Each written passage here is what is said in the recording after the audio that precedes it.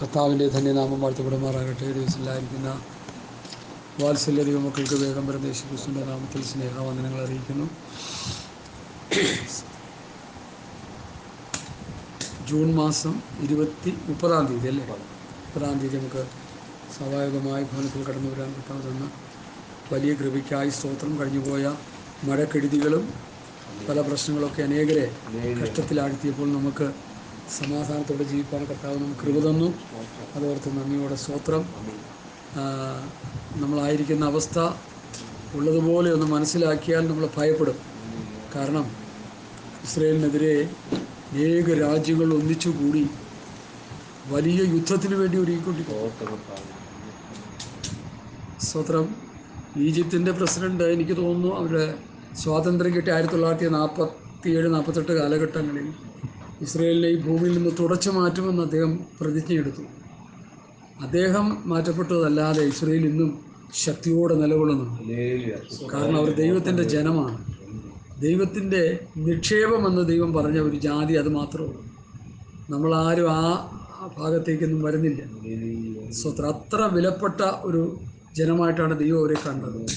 അതുകൊണ്ട് അവരുടെ തെറ്റുകുറ്റങ്ങളും ബലഹീനതകളും കുറവുകളൊക്കെ ദൈവം അവരെ കണക്കിന് ശിക്ഷിച്ച് അവരെ നടത്തിക്കൊണ്ടിരിക്കുന്ന ഒരു ചരിത്രം ഇസ്രായേലിൻ്റെ ഹിസ്റ്ററി പഠിക്കുന്നവർക്കെല്ലാം നന്നായിട്ടറിയാം.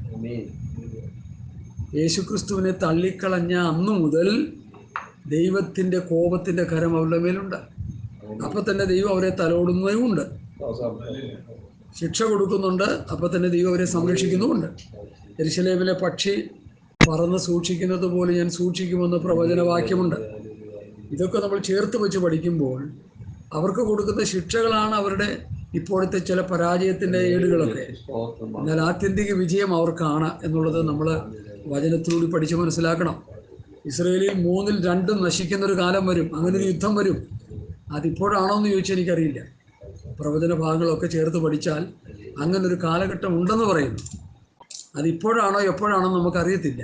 ഏകദേശം അതിനോട് അടുത്തിരിക്കുന്നുവെന്ന് നമ്മൾ വചനത്തിലൂടെ പഠിച്ചു വരുമ്പോൾ നമുക്ക് മനസ്സിലാക്കാൻ കഴിയും. അതുകൊണ്ട് പ്രിയമുള്ളവരെ, അങ്ങനെ ഒരു യുദ്ധം നടക്കുന്നതിന് മുൻപായി ദൈവസഭ ഇവിടുന്ന് മാറ്റണം. ഇതൊന്നും ആരും ശ്രദ്ധിക്കാതെ നമ്മൾ മുമ്പോട്ട് പോയിക്കൊണ്ടിരിക്കുക പലരും. എന്നാൽ എനിക്ക് കിട്ടിയ വചന വെളിപ്പാട് ഞാൻ പറഞ്ഞുകൊണ്ടിരിക്കുക, ചെവിയുള്ളവൻ കേൾക്കട്ടെ. സ്തോത്രം. അതുകൊണ്ട് നമുക്ക് കർത്താവിൻ്റെ വരവിന് വേണ്ടി ഒരുങ്ങാം, ഉണർന്നിരിക്കാം. ഉണർന്നും ഒരുങ്ങിയും സദാകാലം പ്രാർത്ഥിച്ചും കൊണ്ടിരിക്കാൻ കർത്താവ് പറഞ്ഞു. കഴിഞ്ഞ ദിവസങ്ങളിൽ 26-ാം തീയതി ഈ മാസം ഞാൻ ദൈവദിനം ധ്യാനിച്ചുകൊണ്ടിരുന്ന യോഹന്നാൻ്റെ സുവിശേഷം 6-ാം അധ്യായം ഒരു പഠന വിഷയമാക്കണമെന്ന് ഹൃദയത്തിൽ ഒരു കർത്താവ് ചിന്ത. കാരണം ഇതിൻ്റെ പഠനങ്ങളൊന്നും ആരും ഒന്നും പഠിപ്പിക്കുന്നില്ല. ദൈവവചനത്തിൻ്റെ ശരിയായ പഠനം നഷ്ടപ്പെട്ടിരിക്കുന്ന ഒരു കാലഘട്ടമാണ്. നമുക്കറിയാം, ഏലി പുരോഹിതൻ്റെ കാലഘട്ടം വചനം ദുർലഭമായിരുന്നതുപോലെ ശരിയായ ദൈവവചനത്തിൻ്റെ വെളിപ്പാടുകൾ ജനത്തിന് കിട്ടാതെ പോകും. ദൈവമുള്ള ഒരു സഹോദരനുണ്ട്, ആലപ്പുഴയിലെ പല ചർച്ചുകളിൽ മാറി ദൂരമായതുകൊണ്ട് താൻ അവിടെയൊക്കെ പോയി നോക്കി, എങ്ങും കാണില്ലെന്ന് താൻ തന്നെ പറയാൻ സാക്ഷ്യപ്പെടുത്താൻ. ഞാനും പല ചർച്ചകളിലൊക്കെ പോയിട്ടുണ്ട്. എങ്ങും ദൈവസഭയുടെ ഉപദേശമായ അപ്പോസ്തല ഉപദേശം ചിട്ടയായി അടുക്കായി പഠിപ്പിച്ച് അവരെ ആത്മീയമായി വളർത്തിയെടുത്ത് ക്രിസ്തുവിൽ സമ്പന്നരാക്കി, അല്ലെങ്കിൽ കർത്താവിൻ്റെ വരവിന് വേണ്ടി ഒരുക്കിയെടുക്കുന്ന, കൊലോസ്യ ലേഖന ഭാഷയിൽ പറഞ്ഞാൽ ഏത് മനുഷ്യനെയും ക്രിസ്തുവിൽ തികഞ്ഞവനാക്കുന്ന ഒരു രീതി എങ്ങും കാണാൻ കഴിയുന്നില്ല. അതെന്താണെന്ന് ചോദിച്ചാൽ ഈ കാലഘട്ടം വല്ലാത്തൊരു കാലഘട്ടമാണ്. ദൈവവചനത്തെ കൂട്ടിക്കളയുന്ന, കൂട്ടിച്ചേർക്കുന്ന, മറിച്ച് കളയുന്ന ഒരു വലിയ കാലഘട്ടമാണ് ഈ കാലഘട്ടം. ഇന്ന് വായിച്ച അധ്യായത്തിൻ്റെ 6-63 നമുക്ക് വായിക്കാം. 6-63. നിങ്ങൾ കണ്ടാലോ ജീവിപ്പിക്കുന്നത് ആത്മാവാകുന്നു, മാംസമൊന്നിനും ഉപകരിക്കുന്നില്ല. ഞാൻ നിങ്ങളോട് സംസാരിച്ച വചനങ്ങൾ ആത്മാവും ജീവനുമാകും. അപ്പൊ കർത്താവ് പറഞ്ഞ വചനം മാത്രമേ ഉള്ളൂ ആത്മാവും ജീവനും. അത്രേ, അത് തന്നെ ഉള്ളൂ. കർത്താവല്ലേ പറഞ്ഞത്, ഒരു മനുഷ്യനല്ലല്ലോ പറഞ്ഞത്, കർത്താവല്ലേ പറഞ്ഞത്. നമ്മൾ ഒരു കർത്താവിനെ കുറിച്ച് പറയുന്ന ആദാമ്യഭാവത്തിന് വേണ്ടി മാനവകുലത്തിൻ്റെ പാപപരിഹാരത്തിന് വേണ്ടി കാലുവറി ക്രൂശിൽ മരിച്ച് അടക്കപ്പെട്ട് ഉയർത്തെഴുന്നേറ്റ യേശുക്രിസ്തുവിൽ വിശ്വസിച്ചാൽ നമുക്ക് രക്ഷയുണ്ടെന്ന് പറഞ്ഞുകൊണ്ടിരിക്കുന്ന നമ്മൾ അതേ കർത്താവ് തന്നെ പറഞ്ഞ വചനമാണ്, ഞാൻ നിങ്ങളോട് സംസാരിച്ച വചനങ്ങൾ ആത്മാവും. അപ്പം മറ്റു വചനങ്ങൾക്ക് ജീവനില്ലേ? ഇല്ല. 2 കൊരിന്ത്യർ ലേഖനം 3-ാം അധ്യായം നമുക്കൊന്ന് എടുക്കാം, പെട്ടെന്നൊന്നെടുത്ത് അതിൻ്റെ വിശദാംശങ്ങളിലേക്കൊന്ന് പോകാം വേണമെങ്കിൽ. സ്തോത്രം. അതൊന്ന് പഠിച്ചു വരുമ്പോൾ കാര്യങ്ങൾ മനസ്സിലാവും. 2 കൊരിന്ത്യർ ലേഖനം 3-ാം അധ്യായം എല്ലാം വായിക്കാനുള്ള സമയം നമ്മുടെ മുൻപിലില്ല എങ്കിലും അത്യാവശ്യം ചില വാക്യങ്ങൾ മാത്രം തൊട്ടുപോകാനായിട്ടാണ് കർത്താവ് ശരണപ്പെടുന്നത്. ഞാനത് വായിക്കുന്നത് നിങ്ങൾ ശ്രദ്ധിച്ച് കേട്ടോണം. 2 കൊരിന്ത്യർ ലേഖനം 3-ാം അധ്യായം. സ്തോത്രം. വായിക്കാം. അവൻ ഞങ്ങളെ പുതുനിയമത്തിൻ്റെ 6-ാം വാക്യം മുതൽ പുതുനിയമത്തിൻ്റെ ശുശ്രൂഷകന്മാരാകുവാൻ പ്രാപ്തരാക്കി. അതിൻ്റെ ഇംഗ്ലീഷ് വേർഷനിൽ ഇങ്ങനെയാണ്: പുതുനിയമത്തിൻ്റെ പ്രാപ്തന്മാരായ ശുശ്രൂഷകന്മാരാക്കി. ഇവിടെ ഒരു തിരിവ് കാണുന്നുണ്ട്. അക്ഷരത്തിൻ്റെ ശുശ്രൂഷകന്മാരല്ല, ആത്മാവിൻ്റെ ശുശ്രൂഷകന്മാരത്രേ. അക്ഷരം കൊല്ലുന്നു, പറഞ്ഞു, ധൈര്യമായിട്ട് പറഞ്ഞു, ആത്മാവ് ജീവിപ്പിക്കുന്നു. അപ്പം ഞാനിവിടെ സംസാരിച്ച വചനങ്ങൾ ആത്മാവ് ജീവനുമാകുന്നു. അതിൻ്റെ പ്രൂഫ് സഹിതമാണ് പറയുന്നത്. അക്ഷരം കൊല്ലുന്നു, ആത്മാവ് ജീവിപ്പിക്കുന്നു. അടുത്ത് കല്ലിന്മേൽ സ്തോത്രം, ആത്മാവ് ജീവിപ്പിക്കുന്നു. എന്നാൽ കല്ലിന്മേൽ അക്ഷരമായി കൊത്തിയിരുന്ന, പറഞ്ഞോ, മരണ ശുശ്രൂഷ. അപ്പൊ പഴയ നിമിത്തത്തിന്റെ ശുശ്രൂഷ ഏതാ?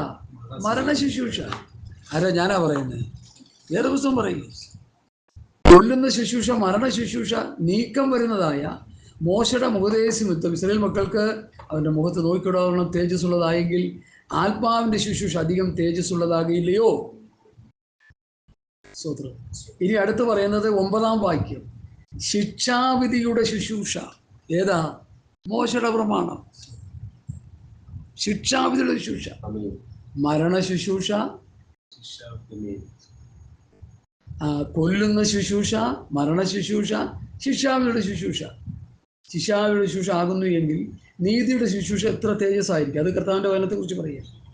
അടുത്ത് ഈ അതിമഹത്തായ തേജസ് നിമിത്തം ഒട്ടും തേജസ്സില്ലാത്തതായി. ഏത്?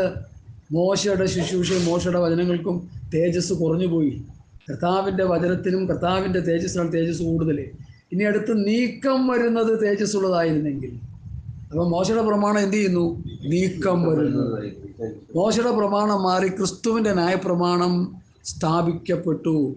ഗലാത്യ ലേഖനം 6-ന്റെ 2-ാം വാക്യം, തമ്മിൽ ഭാരങ്ങളെ ചുമപ്പിൻ, ക്രിസ്തുവിൻ്റെ ന്യായപ്രമാണം നിർത്തി.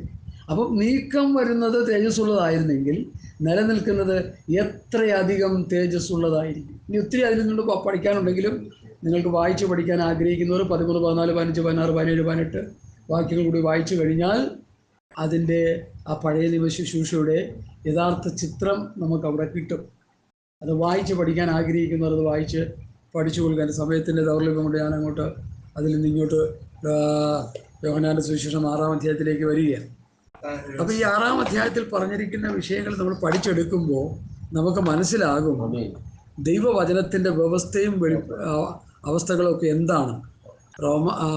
യോഹന്നാൻ 6-ന്റെ 63 തന്നെ ഞാൻ നിങ്ങളോട് സംസാരിച്ച വചനങ്ങൾ ആത്മാവും. അപ്പോൾ കർത്താവ് പറഞ്ഞ വചനങ്ങളാണ് അപ്പോസ്തലന്മാർ പറയുന്നത്. കൊരിന്ത്യർ ലേഖനം 1-ാം ലേഖനം 14-ാം അധ്യായത്തിൻ്റെ 37-ാം വാക്യം എടുക്കണ്ട. നീ പ്രവാചകനായിരിക്കാം, ആത്മീയനായിരിക്കാം, ഞാൻ എഴുതുന്നത് ദൈവത്തിൻ്റെ കൽപ്പന. പൗലോസ്, പത്രോസ്, യോഹന്നാൻ, യാക്കോബ്, യൂദ എഴുതുന്നതൊക്കെ ദൈവത്തിൻ്റെ കൽപ്പന, കർത്താവിൻ്റെ കൽപ്പനകളാണ്. കർത്താവ് അവരെ പഠിപ്പിച്ച കൽപ്പനകളാണ് അവർ എഴുതി വച്ചിരിക്കുന്നത്. അത് വെറും ലേഖനങ്ങളാണെന്ന് പറഞ്ഞ് തട്ടിക്കളയരുത്. നമ്മളെ പുതിയ നിയമ കൽപ്പനകളാണ് പത്രോസ്, പൗലോസ്, യോഹന്നാൻ, യാക്കോബ്, യൂദ തരുന്ന വചനങ്ങൾ. അല്ല, പൗലോസാണ് അതിനെക്കുറിച്ച് ആധികാരികമായി പറയുന്നത്. ഞാൻ എഴുതുന്നത് ദൈവത്തിൻ്റെ കൽപ്പന. അതറിയുന്നെങ്കിൽ, ഒരുത്തൻ അത് അറിയുന്നില്ലെങ്കിൽ അറിയാതിരിക്കട്ടെ, ചെവിയുള്ളവൻ കേൾക്കട്ടെ എന്നുള്ള നിലയിൽ ആ വചനം കിടക്കുന്നത്. അപ്പോൾ ഇത് നമ്മൾ തട്ടിക്കളഞ്ഞാൽ, ക്രിസ്തുവിൻ്റെ പ്രമാണം തട്ടിക്കളയുന്നവരാണ്. നമുക്ക് നിത്യജീവനിലേക്ക് പ്രവേശിക്കാൻ കഴിയില്ല എന്ന് നമ്മൾ നന്നായിട്ട് പഠിച്ചണം, ഗ്രഹിക്കണം. ഇനി ഞാൻ വിഷയത്തിലേക്ക് വരിക. അനന്തരം യേശു നമ്മൾ പഠിക്കുന്ന വിഷയം യോഹന്നാന്റെ സുവിശേഷം 6-ാം അധ്യായം.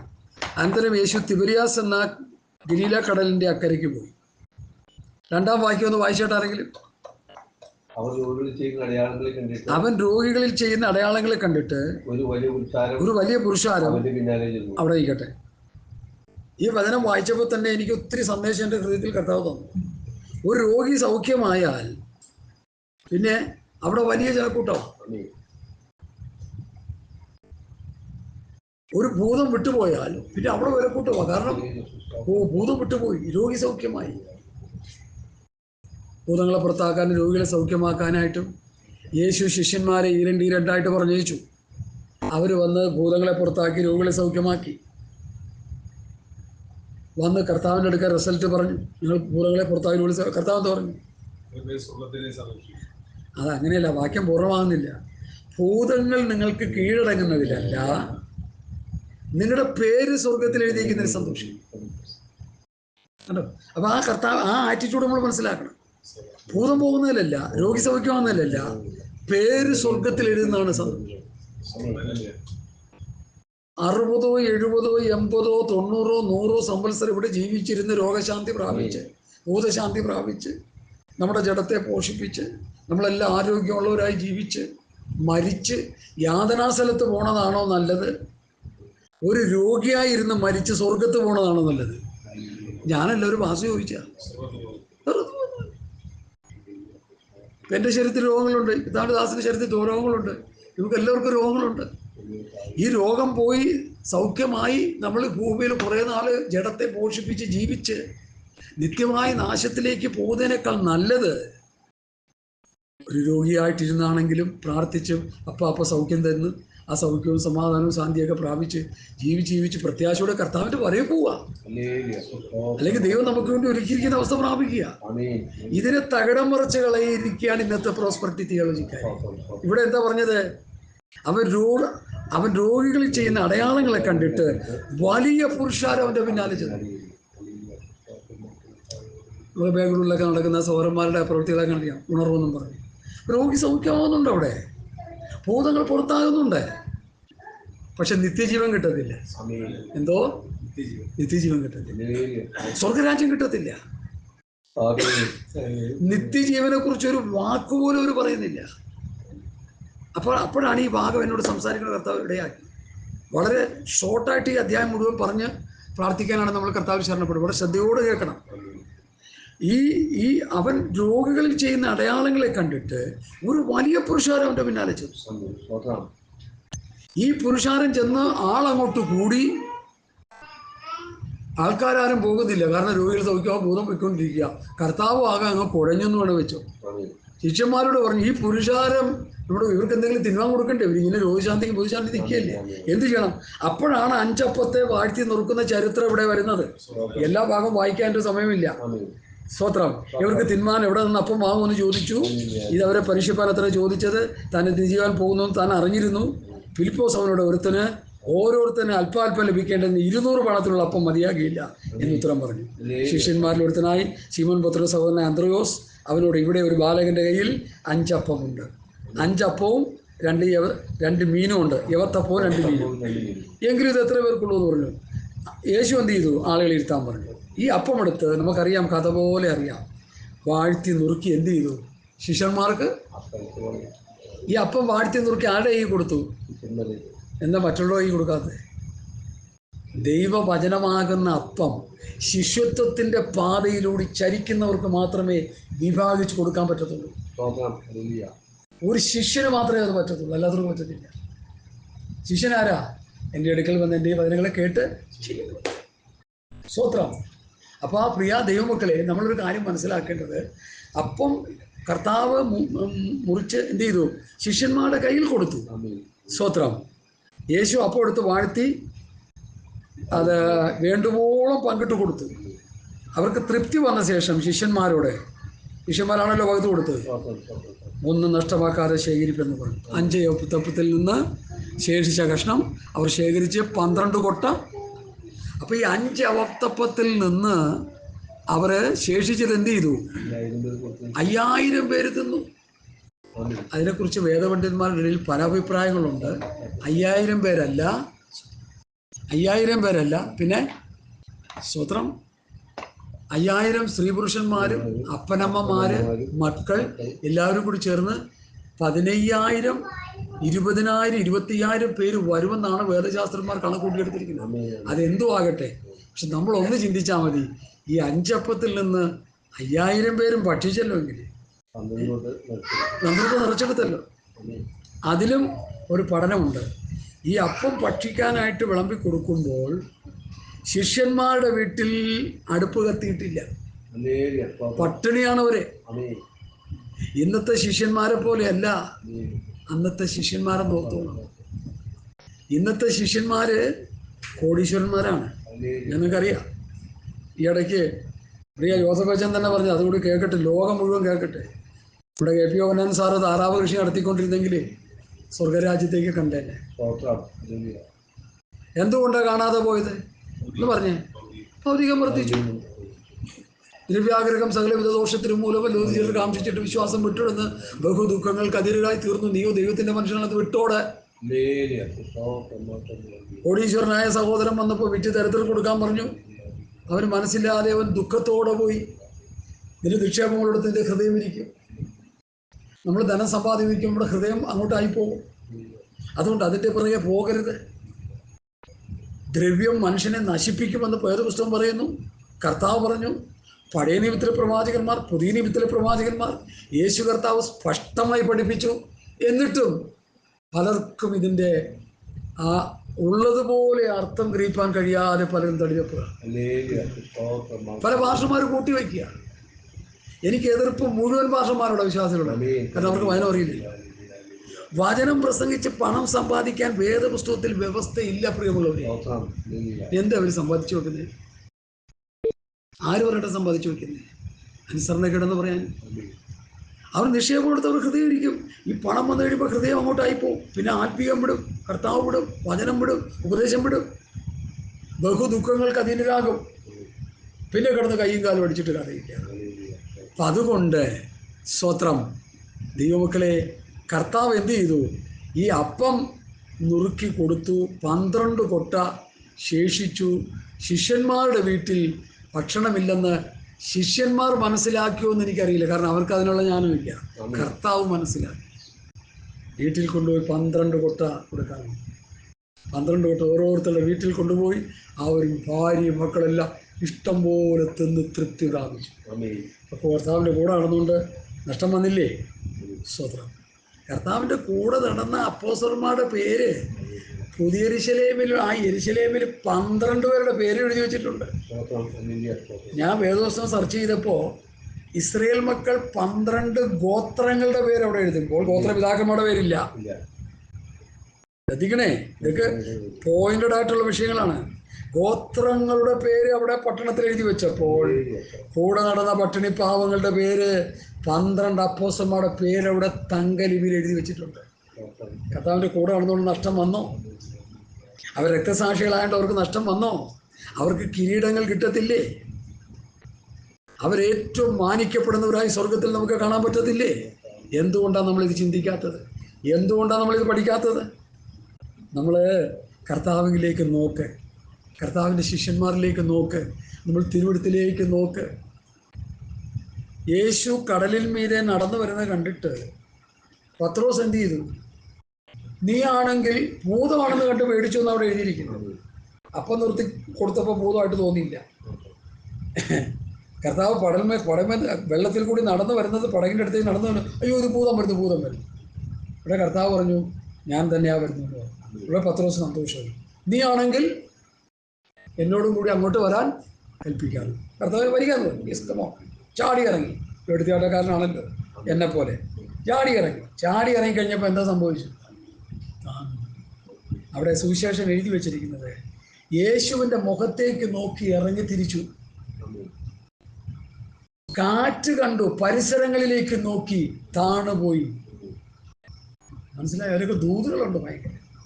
നമ്മൾ യേശുവിൻ്റെ മുഖത്തേക്ക് നോക്കി യാത്ര ചെയ്ത മരണം വരെ, അവസാന ശ്വാസം വരെ യേശുവിൻ്റെ മുഖത്തിൽ നിന്ന് അല്ലെങ്കിൽ കർത്താവിൻ്റെ പ്രമാണത്തിൽ നിന്ന്, മുഖം എന്ന് പറയാൻ നമുക്കില്ലല്ലോ, കർത്താവിൻ്റെ പ്രമാണത്തിൽ നിന്ന്, വചനത്തിൻ്റെ വ്യവസ്ഥയിൽ നിന്ന് ഒരിക്കൽ പോലും നമ്മൾ കണ്ണെടുക്കരുത്.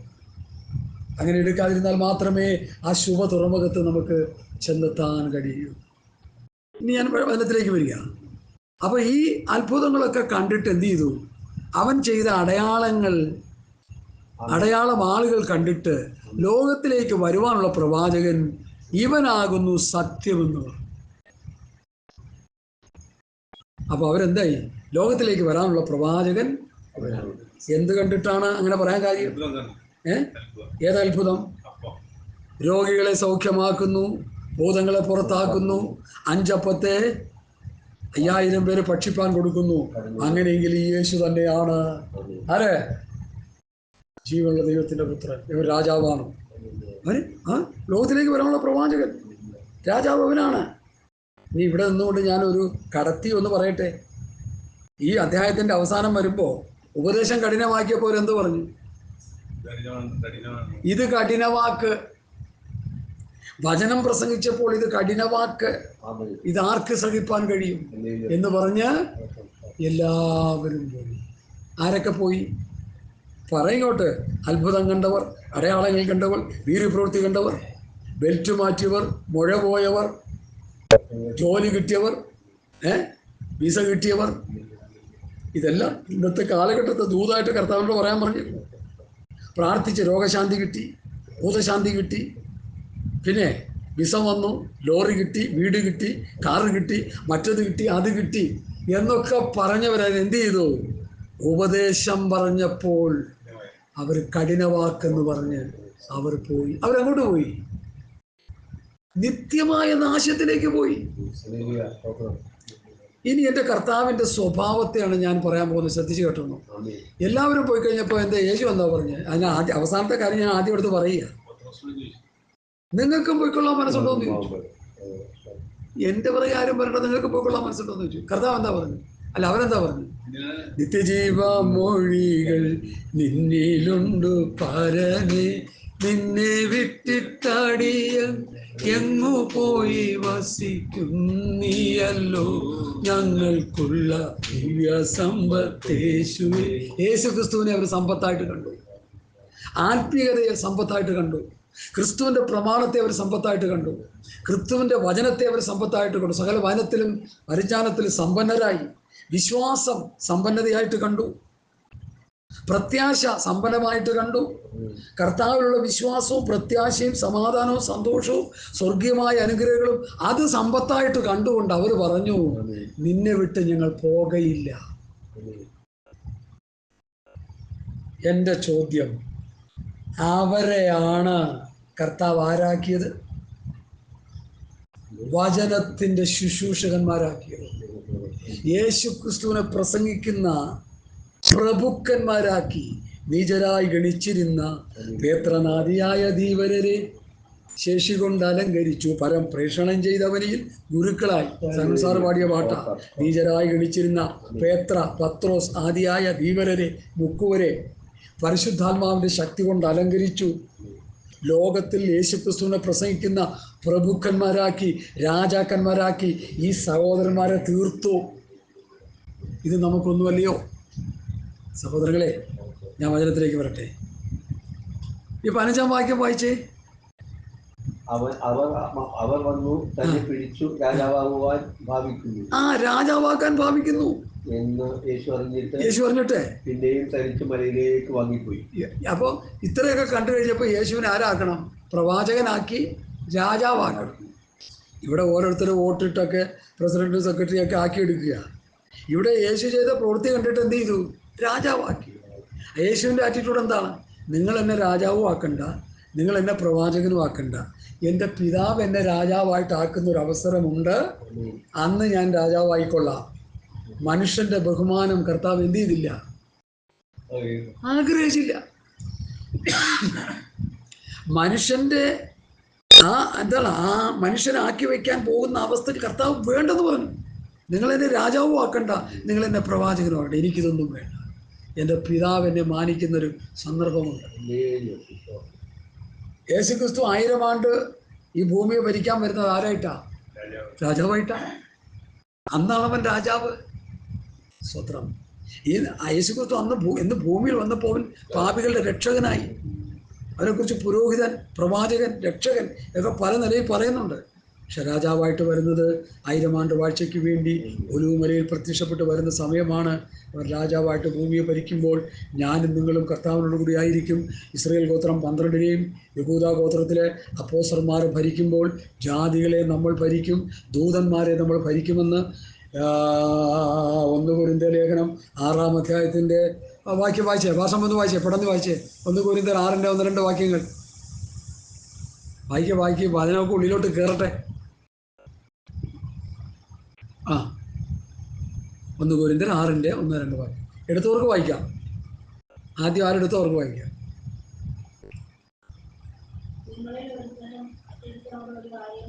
ആ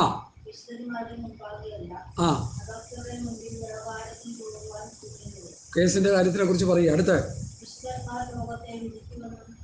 വിശുദ്ധന്മാർ ലോകത്തെ വിധിക്കും.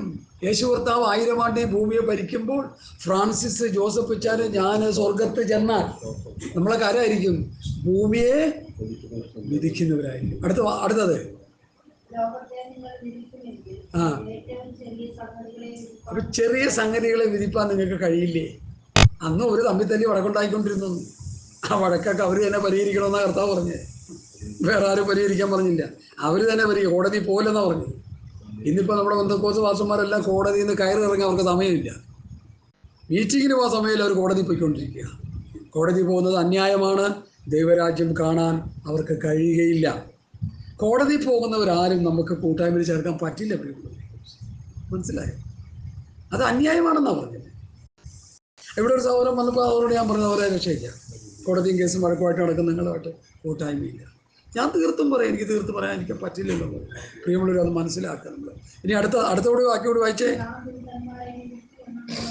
അപ്പോൾ വിശുദ്ധന്മാരെ മാത്രമല്ല, ആരെയൊക്കെ വിധിക്കും? യഹൂദന്മാരെ അല്ലെന്ന്, ദൂതന്മാരെയും ലോകത്തെ മനുഷ്യരെയും വിധിക്കാനായിട്ട് ദൈവമാക്കി വെച്ചവരാണ് പുതിയ നിയമസഭ. കോടതിക്ക് ഇറങ്ങാനുള്ളവരല്ലെന്ന് ഓർത്തോണം. ഹല്ലേലൂയ. സ്തോത്രം. പ്രിയ ദൈവമക്കളെ, ഇനി അടുത്ത് നമുക്ക് വചനത്തിലേക്ക് വരാം. ഞാൻ എല്ലാ ഭാഗവും സംസാരിക്കുന്നില്ല. ഇതിൻ്റെ പ്രധാന വിഷയം മാത്രമേ ഞാൻ പറയുന്നുള്ളൂ. ഇനി അടുത്ത് അതിൻ്റെ 23 മുതലുള്ള വാക്യങ്ങൾ വായിച്ചു. 6-ന്റെ 23 മുതൽ, യോഹന്നാന്റെ സുവിശേഷം 6-ന്റെ 23 മുതൽ.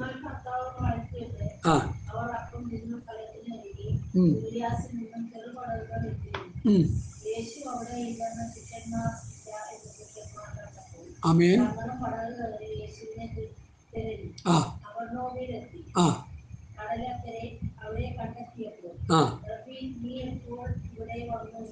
ഇപ്പൊ എന്തിനാണ് യേശുവിൻ്റെ അടുക്കൽ ഇവർ വന്നേക്കുന്നത്?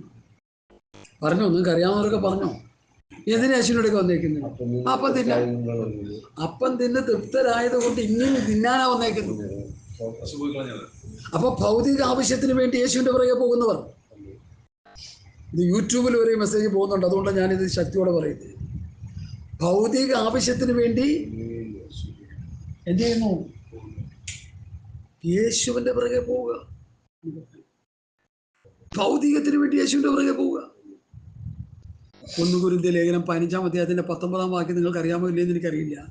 നാം ഈ ആയുസ്സിൽ മാത്രം ക്രിസ്തുവിൽ പ്രത്യാശ വെച്ചാൽ സകല മനുഷ്യരിലും അരിഷ്ടന്മാർ.